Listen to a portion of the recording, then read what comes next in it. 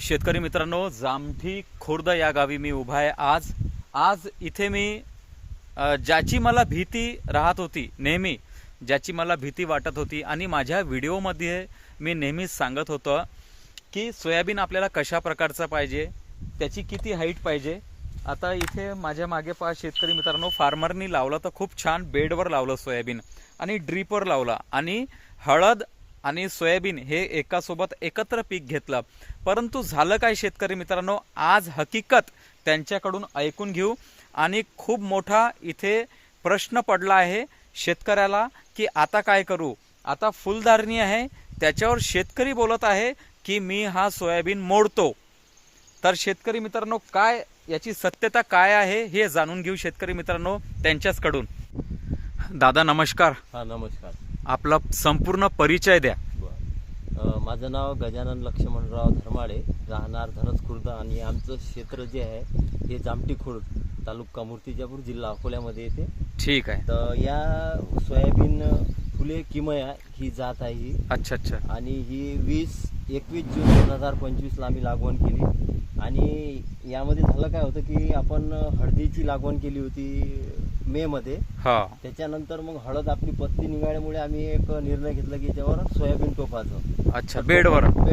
अच्छा। टोकन पद्धतीने आम्ही एका एकराले 20 किलो बियाणं लागलं याला। हे 2 एकरचं क्षेत्र आहे, 40 किलो सोयाबीन लागलं। पण पेरणी होऊन याला जवळपास 60-65 दिवस झाले आणि या झाडाला थोडा माल कमी असल्यामुळे मला असं वाटलं की आता याला उचलून टाकायचं असं। माल आणि याची आवाज असतो, हाईट झाली, हाईट खूप झालेली आहे। ठीक आहे। आणि हे टेप सुद्धा आहे आणि टेप ना आपण मोजून पाहूया। बिलकुल बिलकुल।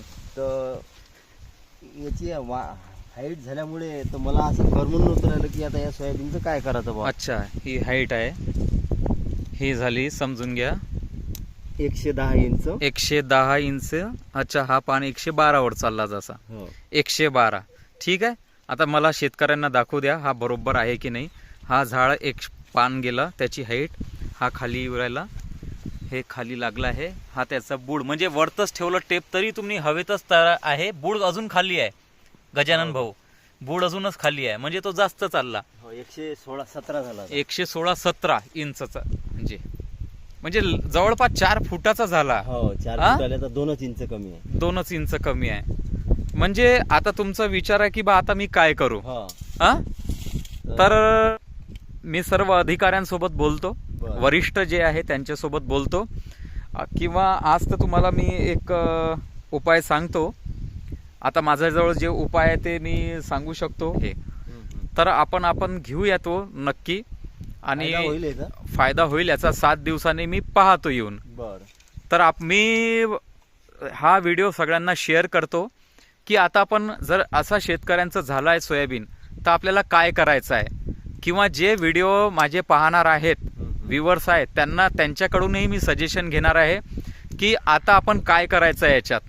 ठीक आहे। ठीक आहे गजानन भाऊ। ठीक आहे, धन्यवाद। चला, धन्यवाद। नक्की पाहू, यावर तोडगा नक्की काढू। तर शेतकरी मित्रांनो, असा होता आजचा व्हिडिओ। एवढी हाईट सोयाबीनची नक्की नाही पाहिजे आपल्याला, झालेली आहे। तर आपल्याकडूनही काही चांगले सजेशन असतील, काही विचार असतील यावर काय फवारा काय नाही, तर मला नक्की सांगा, कमेंट करून सांगा शेतकरी मित्रांनो।